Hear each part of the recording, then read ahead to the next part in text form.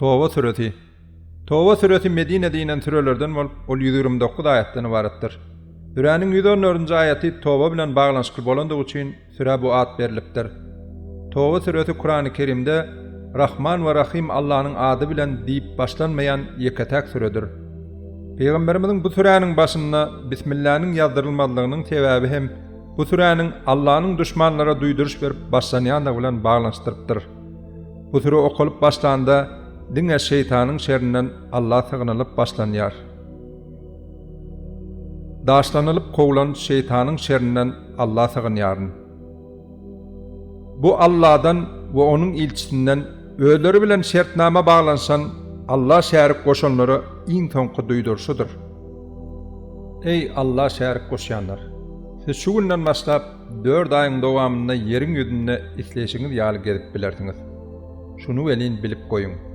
Siz Allah'dan hiç açan kaçıp kutulup bilmersiniz ve Allah kapırları rısva maskara eder. Bey kaç günü Allah'ın ve onun ilçisinin adından insanlara şunu ulan edin. Allah ve onun ilçisi Allah şerik koşanlardan daştır. Elbette Allah şerik koşmaktan tövbe edip Allah'ın birliğine ımtılsanız bu sözün üçün has hayırlıdır. Siz Allah'ın elinden kutulmajaktığınızı gowy bilin. Kapırlara elhenç bir azap beriljekdigini habar ver. Emma öýleri bilen şertname bağlanşanyňyzdan soň şertler dolu ýerine ýetiren we sizin garşyňyzda düşmanlaryňyza kömek bermedik. Allah şerik koşanlar bu hökmüň daşındadyrlar. Bular bilen şertnamanyň wagty utarýança onun şertlerini dolu berjay edin. Allah özüne karşı gitmekten, ähdi peýmanyny bozmaktan saklanan takwa kişiler söýýändir.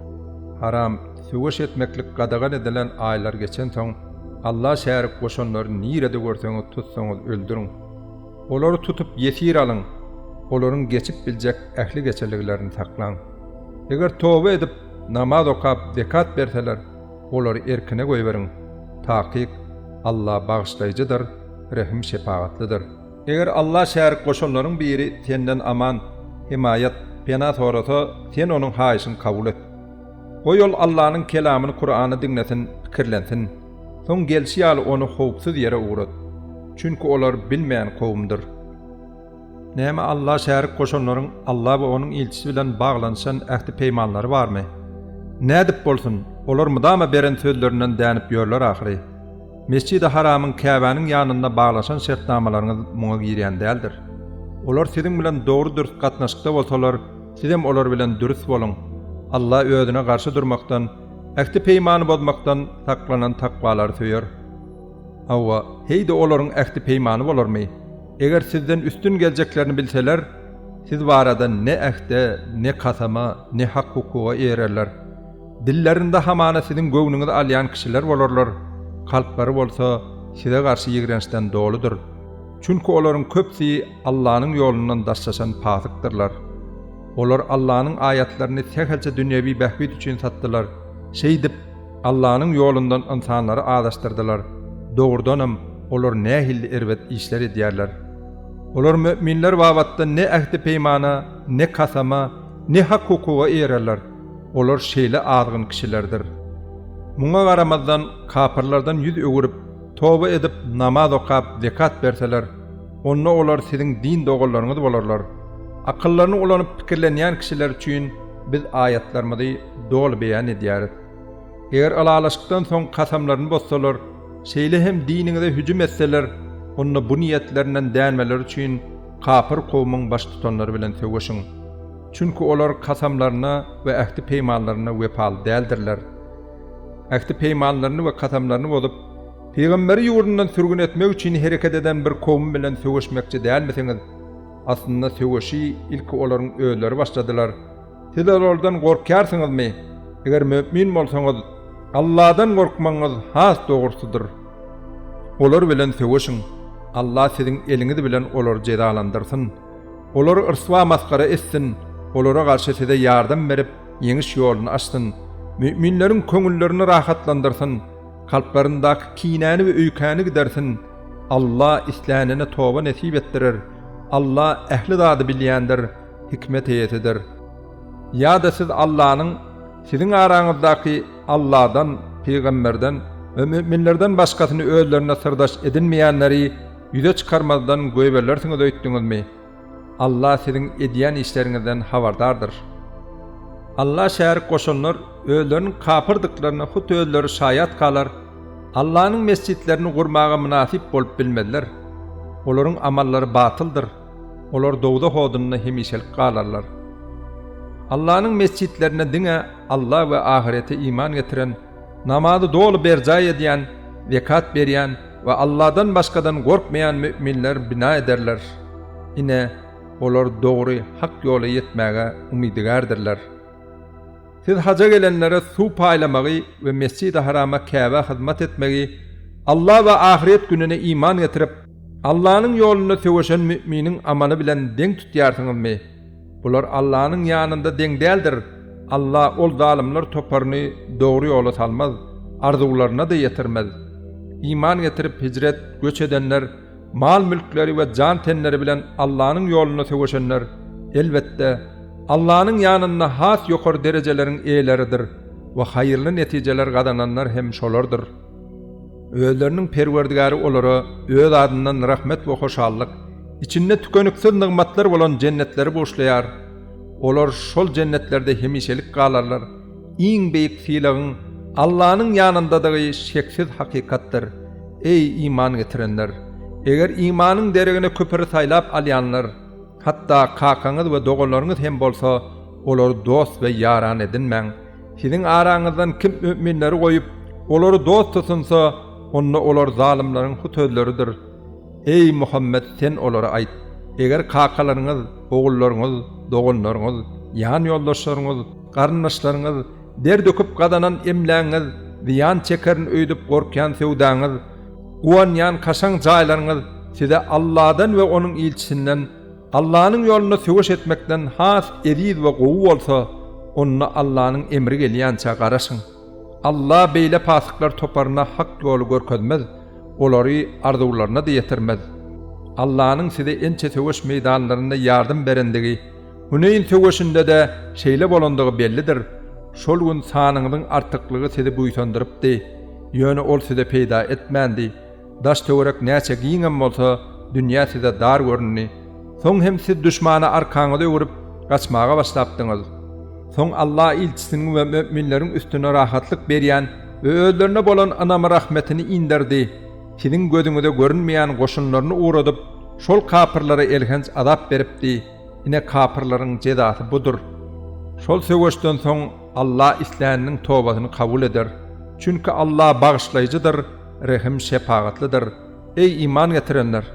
Allah şärik goşanlar özleriniň batyl anaçlary sebäpli murdardyrlar, nejisdirler. Şonuň üçin olar bu ýyldan soň Mescid-i Harama Käbe golaylaşmasynlar. Eger garip düşmekden heder etseňiz, Allah istese sizi öz bereketi bilen hasda baý eder. Çünki Allah ehli zady bilýändir, hikmet eýetidir. Özlerine kitap berilenlerinden Allah ve ahiret gününe iman getirmeyen, Allah'ın ve ilçisinin haram edenlerini haram hataplamayan, hak dini, din hükmünde kabul etmeyen kişilere karşı har delil halda ciddiye baş salgıdını berýän çäler söwüşüň. Yahudiler Uzeyr peygamber Allah'ın oğludur diýdiler. Nasranylar hem İsa Mesih Allah'ın oğludur diýdiler. Bu nadanlaryň dillerine çolayan sözlerdir. Olar bu sözleri bilen özlerinden ýönkü kapyrlara öýkünýärler. Allah olary helak etsin. Olar nädip hakdan batyla dänip bilýärler. Yahudiler ahbarlaryny, ruhanylaryny, Nasranylar hem ruhbanylaryny, monahlaryny we Meryem ogly İsa Mesihi Allah'dan başga her türlü meselede ygtyarly perwerdigar edindiler. Ýogsa olary ýeketäk Hudaýa Allah ibadet etmekleri emir edilipdi. Ondan başga ibadata laýyk Hudaý ýokdur. Ol Allah olaryň şärik goşýan zadynyň päkdir. Olar Allah'ın nuruny üfläp söndürmek isleýärler. Allah bolsa kapyrlar halamasalar da öz nuruny, Kur'any we dini has ýagtylandyrmakdan başga da razy bolmaz. Allah öz ilçisini bütün dinlerden üstün etmek üçin dogry ýol hemde hak din bilen iýerdi. Onu Allah şärik goşanlar halamasalar hem şeýle eder. Ey iman getirenler! Dogrusy ahbarlaryň, Yahudilaryň Bu ruhbanylaryň, nasranylaryň köpsi insanlaryň mal mülkini haksız ýollardan ýýärler. Hem de insanlary Allahyň ýolundan daşlaşdyrýarlar. Altyn kümüş ýygnap, olary Allah ýoluna sarp etmeýänlere bolsa, elhenç bir adabyň garaşýandygy barada habar ber. Ýygnalylan bu altyn kümüşler dogda hodyna gyzyrylyp, şolar bilen maňlaýlary, böwürleri we arkalary daglanjak gün olara ine siziň halkdan alyp ödüňiz üçin ýygnan hadinalaryňyz, hani şol ýygnanlaryňyň adabyny çekin bakal diýler. Hakykatda Allah asmanlary we ýeri ýaradan gününde Allahyň ýazgysyna görä aýlaryň sany 12 bolup, olaryň 4'si söwüşmek gadagan bolan haram aýlardyr. Ine bu dogry hasapdyr. Bu aýlarda Allahyň goýan çäginden çykyp ödüňize zulm etmäň. Allah şärik goşanlar jem bolup, siziň bilen nähili söwüşýän bolsalar, bu aýlary hormat goýup, çekinip durmaňda, sizem jem bolup, olar bilen gadaply söwüşiň. Bilip goýun, Allahy çäkleri hormat goýup, erbetliklerden saklanan takwalar bilen biledir. Haram hormatlanýan aýlaryň ýerlerini ýetmek kafirlaryň betniýetli hereketleridir. Şeýletmek bilen kafirlar adaşýandyrlar. Allahyň belläni haram aýlaryna deň getirmek üçin şol aýlar bir ýyl halal, bir ýyl haram diýip kabul edýärler. We Allahyň haram edenini halal hükmünde kabul edýärler. Olara bu erbedişleri gödel halda görkezildi. Allah kafirlar kowmuny hergiz dogry ýola gönükdirmez. Ey iman getirenler, size näme boldy? Allah ýoluna töweşe çykyň diýip emir edilse, size agyr degýär. Ýa-da siz ahiretden ýüde görüp dünýä ýaşaýyşyna kaýyl bolduňyzmy? Emma bilip goýun, dünýä ýaşaýyşynyň keýpi lezzeti ahiretiň ýanynda ujuýpsyz zatdyr. Eger baryňyz töweşe çykmasaňyz, Allah size aýlyganç bir adaba duçar eder we siziň ýeriňize başga bir kowum getirer. Siz töweşe çykmazlyk bilen onuň dinine sehjede diýan ýetirip bilmersiňiz, taýyk Allahyň ähli zada güýji ýetýändir. Eger siz oňa peýgambere kömek etmeseňiz, Allahyň özi oňa kömek eder.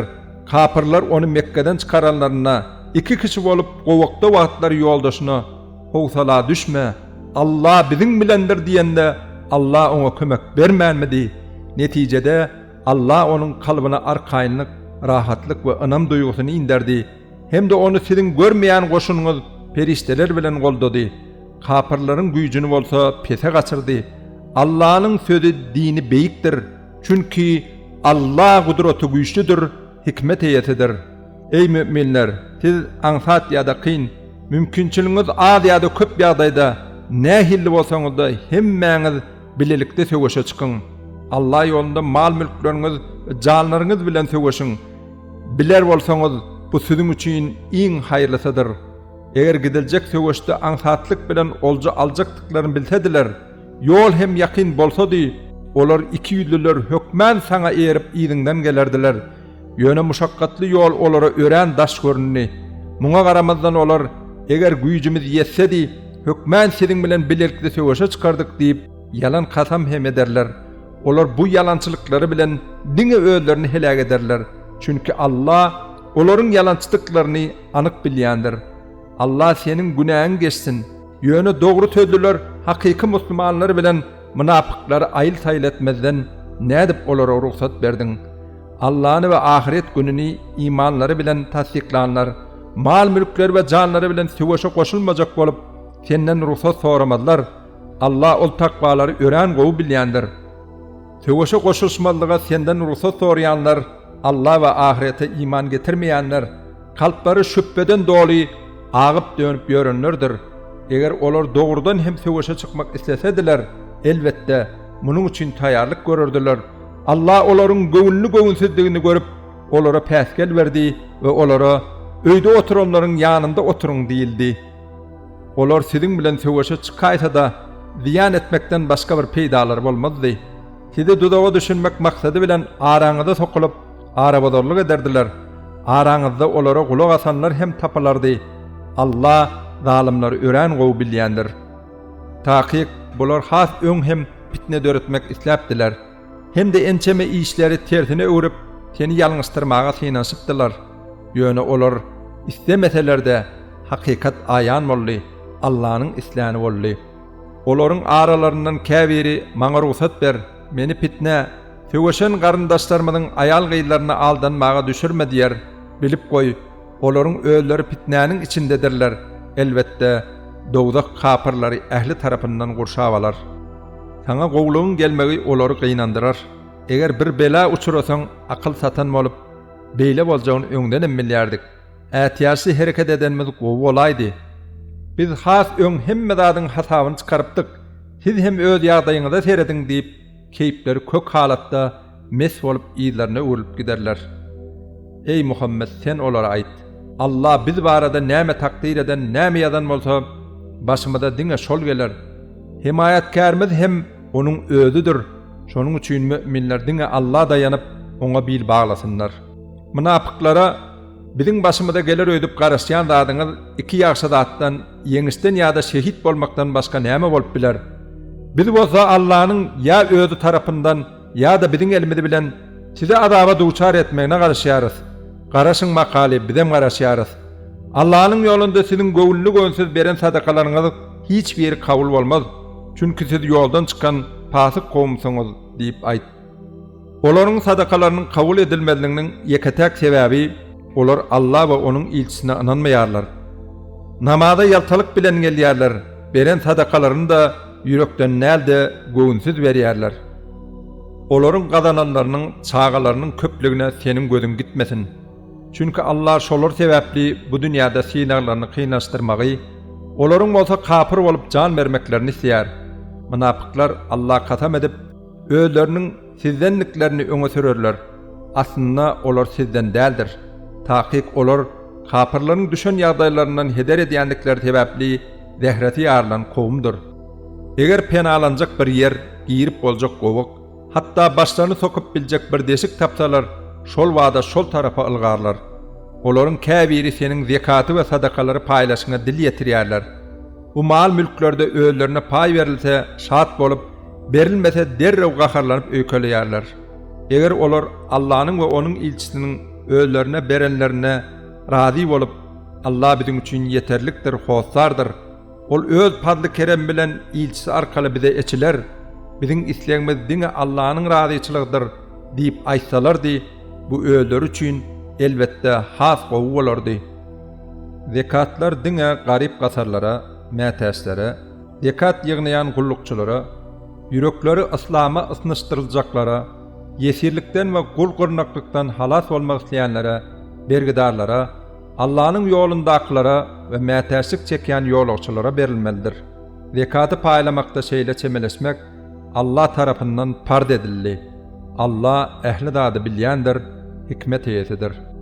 Olaryň munapyklaryň käbirleri peýgamberi ynjytmak üçin ol her kimiň aýdýan ýagşy we ýaman zatlaryna gulak asýan ananjaň biridir diýýärler.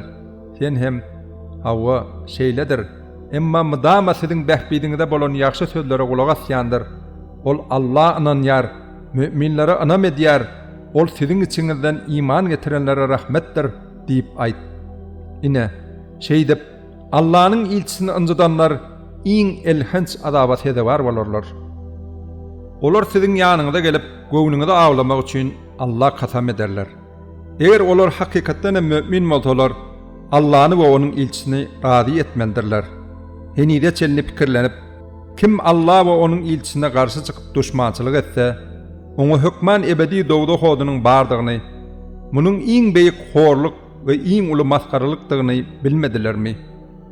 Munapyklar kalplaryna giýilin saklayan erwet diýetlerini habar berjek bir töräniň indirilmeginden gorkýarlar. Sen olara, siz ýaňsala beriň, Allah şol çekinýän zadyňyzy äşkär eder diýip aýt. Eger olardan bu ýaňsalamalarynyň sebäbini sorasaň, eden günälerini gizläp, çynnakay bir zat gepleşmeýärdik, diňe söz oýnadyp degişýärdik diýerler.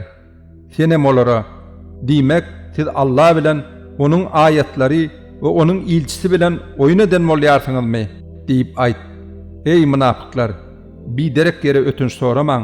Taqiq siz çala iman getireningizden soň kapyrdyňyzy äşkär görkezdiňiz. Sizden käbiriňizi toba edenleri bagşlasak hem bir toparyňyzy günäde kesçanlyk edenleriňizi cedalandyrar. Münapık erkekler bilen münapık ayallar bir sınıptırlar. Olar erbetligi ündeyerler, yaxşılığa böwet bolýarlar we özleri de Allah'ın yolunda hayır sahabat etmeye ören kıskançtırlar. Olar Allah'ını unutup terk ettiler, Allah da onları unuttu, terk etti. Münapıklar pasıkların hutözleridir. Allah münapık erkeklere de, münapık ayallara da, bütün kapırlara da ebedi kalmak için dogdok odunu vada verýär. Bu olara yeterliktir.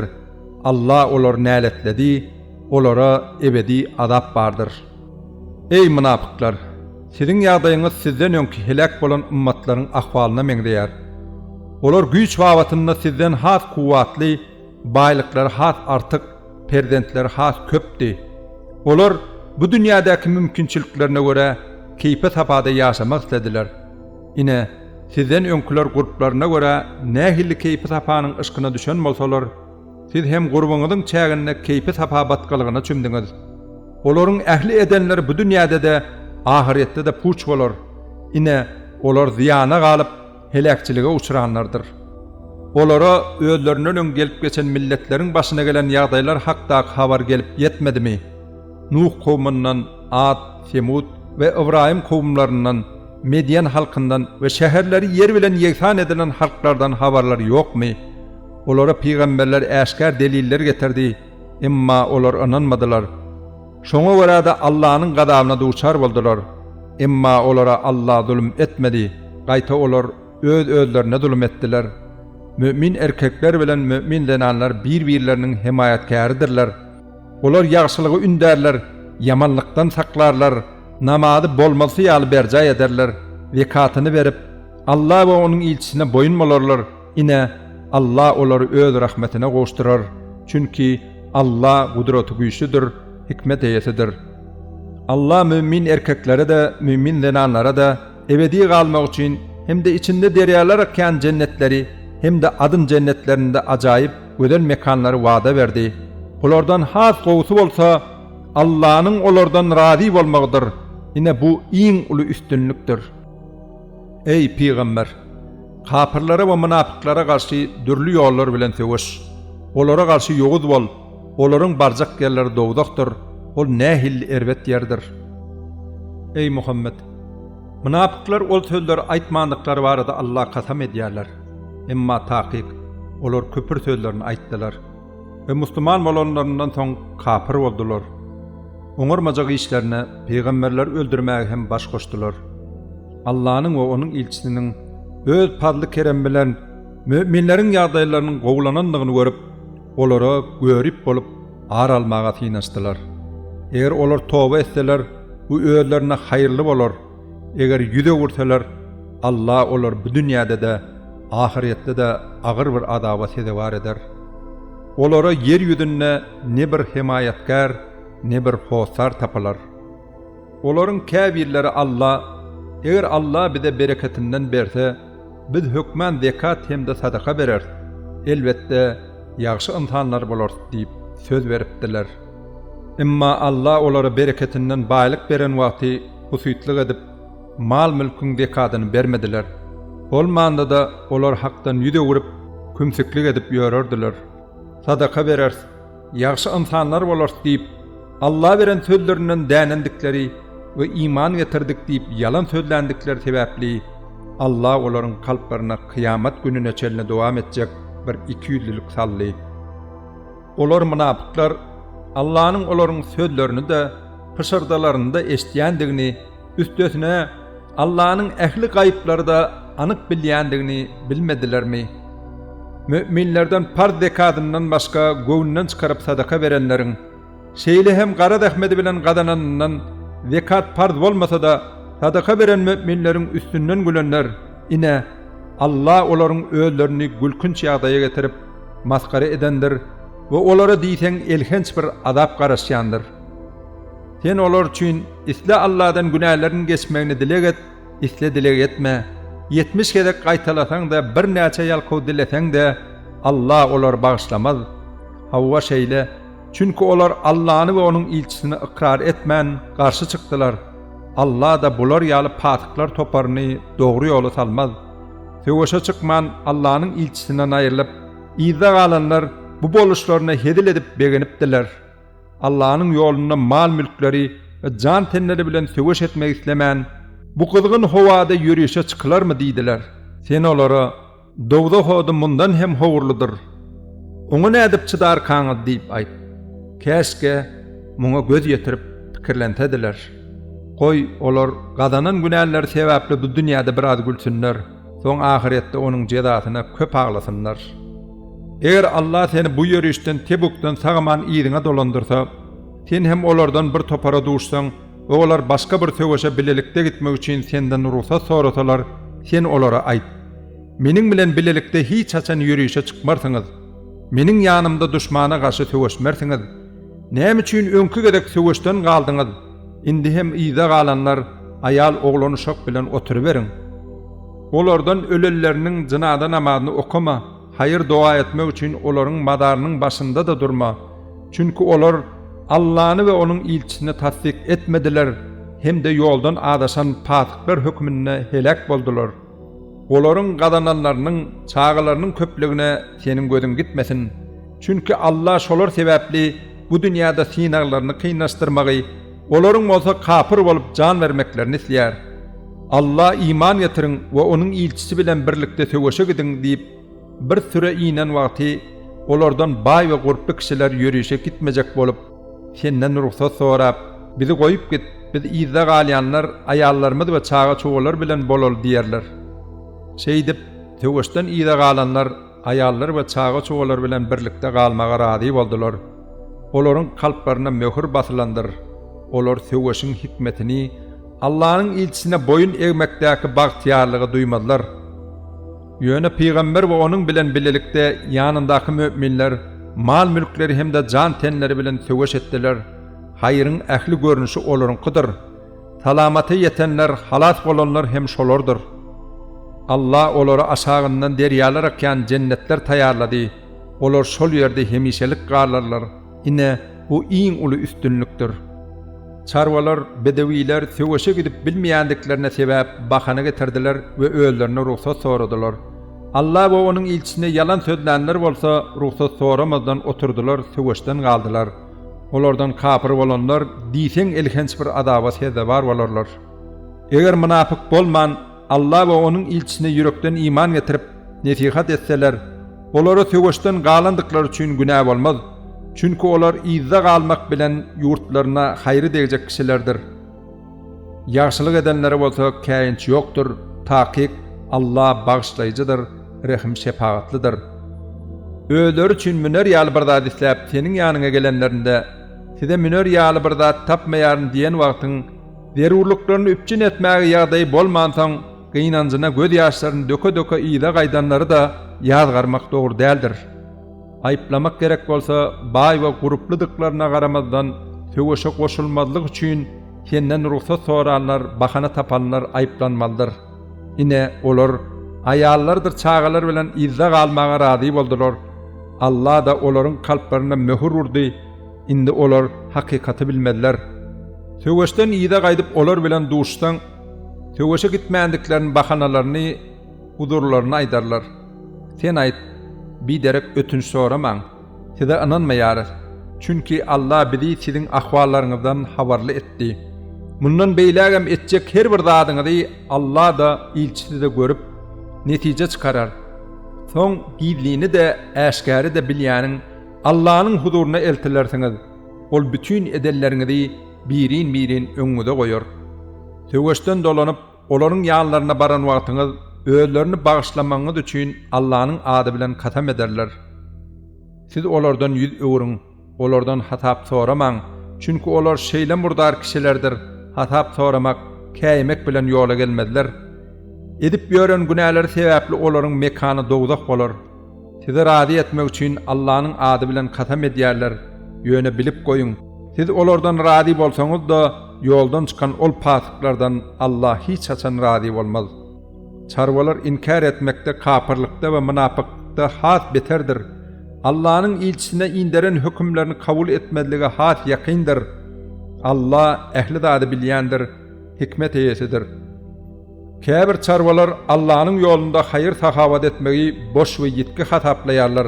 Mundan gutulmak üçin sizin başınızda dürlü bela beterlerin gelmegine garaşarlar. Bela beterler öz başlarından insin. Allah ehli dady eşdiýändir, bilýändir.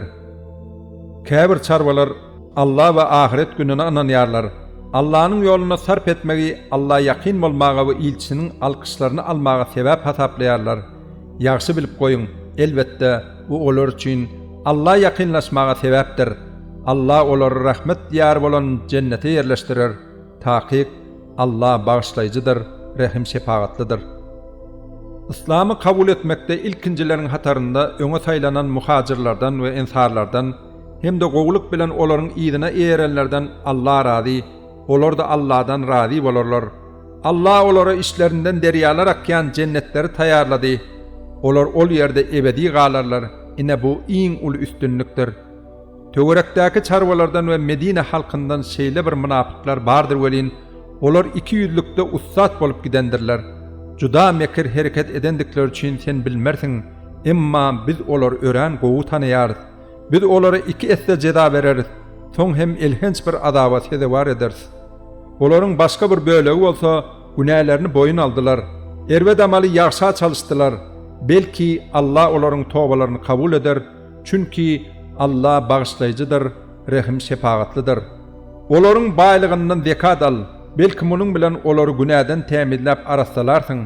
Olar üçin doga dilek et. Çünki seniň olar üçin edýän doga dilegiň olara uly bir rahatlykdyr. Allah ehli dady eşdiýändir, bilýändir. Olar Allah'ın öz bendelerinin tobalaryny, zekatlaryny we sadakalaryny kabul edýändigini, diňe Allah'ın özüniň çyn tobalary kabul edýändigini we rahim şefaatlidigini bilmedilermika? Hem de olara işläň, nähilli iş etseňiz edin, edenleriňizi Allah, onuň ilçisi we müminler görerler. Soň gizliğini we äşkär anyk bilýän Allah'ın huzuruna çykarsyňyz, ol eden her zadyňyzy öňüňize goýup hakyňyzy berer diýip aýt. Ýörüşe goşulmadyk käbir kişileriň ykbaly Allah'ın emrine baglydyr. Allah istese olara ceza berer, istese merhamet eder. Allah ehli dady bilýändir, hikmet eýesidir. Olar munapyklar müminlere ziyan vermek, küpri ýaýratmak, müminleriň arasynda agdalalyk ornaşdyrmak, hem de öň Allah we onuň ilçisine garşy çykan adamlary getirmek üçin bir mescit kurdular. Soň olar bu mescidi diňe ýaxşylyk üçin gurduk diýip kasam ederler. Bularyň baryp ýatan ýalançydygyna Allah şaýatdyr. Ol mescitde hiç wagt namaz okama. Başda düýbi takwalyk esasynda gurulan Kuwe mescidinde namaza durmaň has ýerlikli bolar. Ol ýerde maddi we ruhy apaçylyklardan päklenmegi söýýän kişiler bardyr. Allah pek bolanları söýer. Eýsem Allah garşy çykmakdan çekinmek, takwalyk we onuň radyçylygyny almak üçin binasynyň düýbini tutan mescit haýyrlymy ýa-da jaýyny ýykyljak bolup duran kert gaýa daşynyň gyrasyna gurup onuň bilen birlikde dowdaga togalanýanmy? Allah zalimler toparına dogry ýoly salga bermez, arzuwlaryna gowuşdurmaz.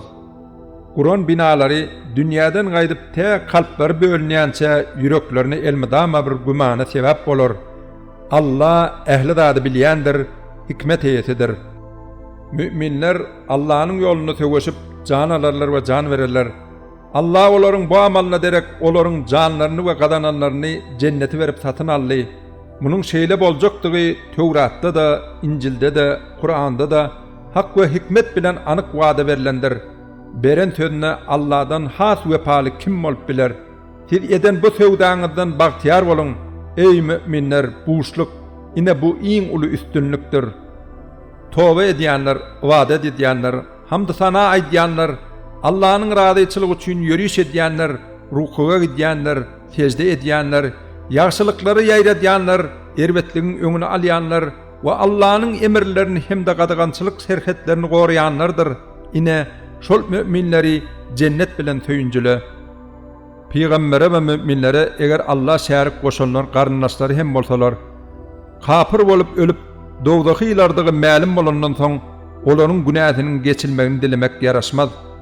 Ibrahim'in öz atasy üçin günähiniň geçilmegini dilemegi bolsa, diňe oňa beren wadasyny ýerine ýetirmek üçindir. Ýöne onun kakydynyň Allah'nyň düşmandygyny özüne belli bolanda ondan bütünley dändi, ýüdegurdy. Takyk Ibrahim ören ýumşak häsiýetli we ören sabırlydy. Allah bir kowmy dogry ýola ýetirenden soň nämelerden gaça durmalyklaryny özlerine bildirýänçe olary adaşdyrmaz.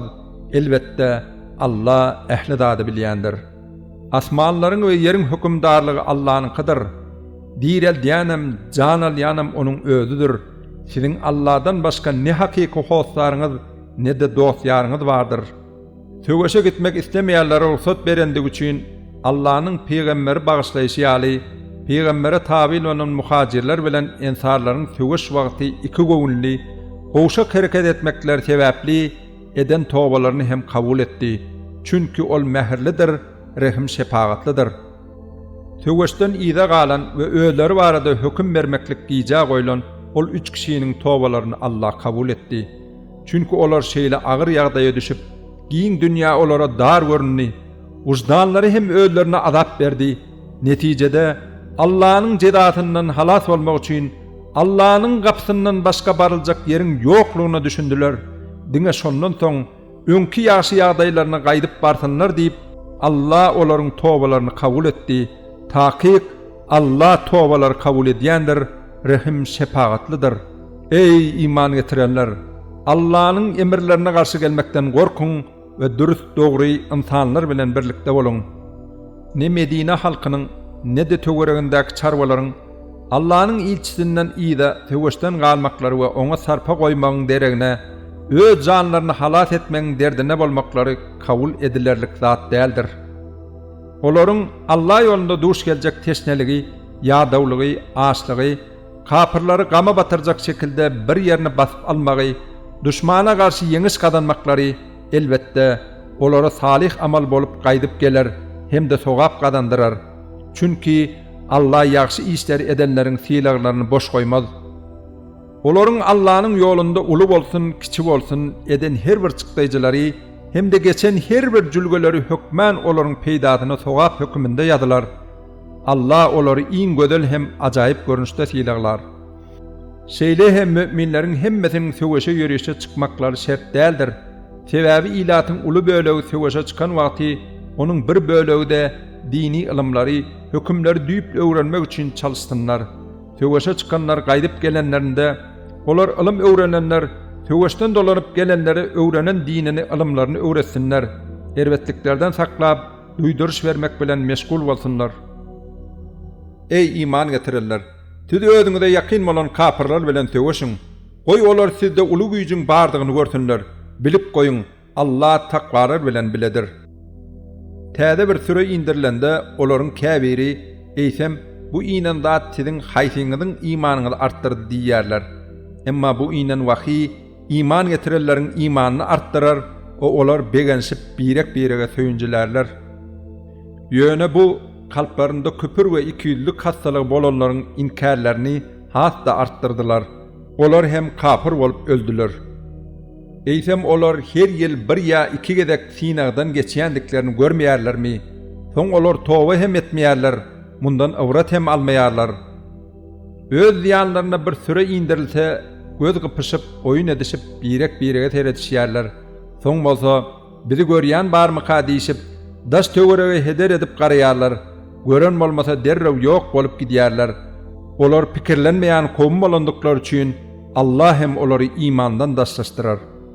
Takyk, sizi öz üçüňizden şeýle bir peýgamber Muhammed geldi, siziň kynçylyga duçar bolmaňyz oňa agyr degýär, siziň iman getirmeňizi çyn ýürekden isleýär, çünki ol müminler üçin mähirlidir, rehim şepagatlydyr. Ey Muhammed! Olar munapyklar, ulak asman senden ýüze gürseler, sen hem olara Allah maňa ýeterlik himayetkardyr, ondan başga wadada laýyk Hudaý ýokdur, men diňe oňa bil bagladym, çünki ol beýik arşyň eýesidir diýip aýt.